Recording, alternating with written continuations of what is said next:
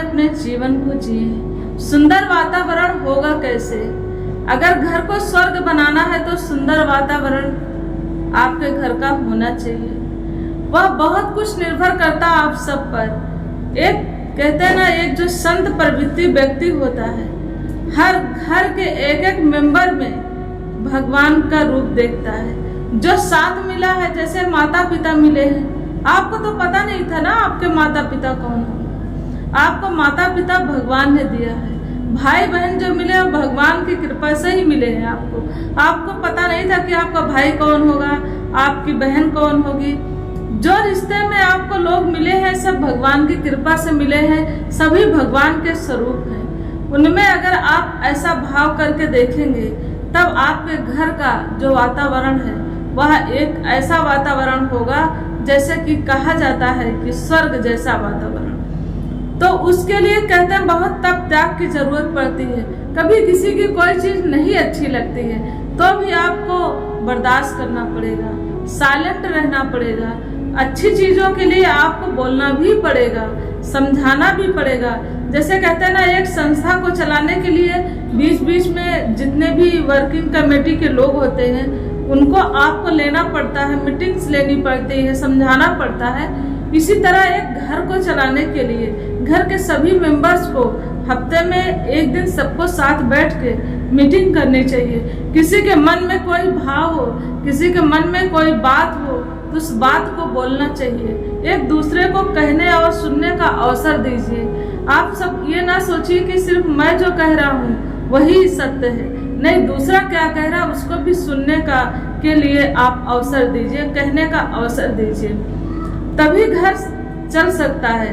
कहते ना, घर को चलाने के लिए बहुत सारी चीजों की जरूरत पड़ती है, तो उसमें हर व्यक्ति को कैसे कभी कभी ऐसा होता बड़े ने कुछ बोला छोटे को, छोटे ने जवाब दिया।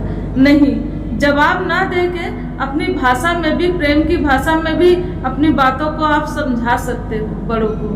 जब आप सिचुएशन देखिए, सिचुएशन के अनुसार वह बात रखिए ताकि घर की मर्यादा भंग भी ना हो और घर भी आपका स्वर्ग बना रहे। जैसे आजकल की जो बहुएं हैं वह सास ससुर को एक अलग ही नजरिए से देखती हैं। ऐसा नहीं है, ऐसा मतलब सास ससुर को भी अगर बहू ला रहे हैं तो बेटी तुल्य माने, और बेटी को भी जो सास ससुर हैं उनको एक माता पिता के तुल्य माने। यह मान के चले कि अगर वो कुछ बुरा भला भी कह दे तो उसके लिए वह जवाब ना दे, उसके लिए बहुत सारी चीजें सोचने करने की जरूरत नहीं है। आप अपने कार्य अपने सही रखो, बाकी कौन क्या कहता आप छोड़ दीजिए। भगवान आपके साथ है। भगवान तुल्य अगर आप समझोगे तो कभी न कभी उसके मन में कितना सा क्रूर व्यक्ति क्यों ना हो, लेकिन उसको भी यह समझ आ जाएगी कि नहीं, ऐसा नहीं करना चाहिए। तो इसलिए याद रहे, घर का वातावरण अच्छा रखने के लिए, घर को स्वर्ग बनाने के लिए एक एक व्यक्ति के योगदान से ही यह बन सकता है। तो घर की जिम्मेदारी होती है, एक एक पर्सन की जिम्मेदारी होती है। वह घर का छोटा व्यक्ति हो, घर का बड़ा व्यक्ति हो, कोई कैसा भी हो, इस बात की जिम्मेदारी बनती है कि आप एक दूसरे का ध्यान रखें, एक दूसरे का कहने सुनने का अवसर दें और हर किसी की फीलिंग्स का ध्यान रखते हुए आप अपने अनुशासन में अपने परिवार को चला सकते हैं। तो आइए, घर सुंदर होगा तो परिवार, जैसे घर में अगर खूबसूरती नहीं है, आपका जीवन खूबसूरत नहीं है, घर में सुकून शांति नहीं है, तो कहीं आपको दुनिया के किसी कोने में सुकून शांति नहीं मिल सकती। इसलिए घर को स्वर्ग बनाए। घर में अगर स्वर्ग बना लिया तो स्वर्ग जैसा एहसास आपको होने लगेगा।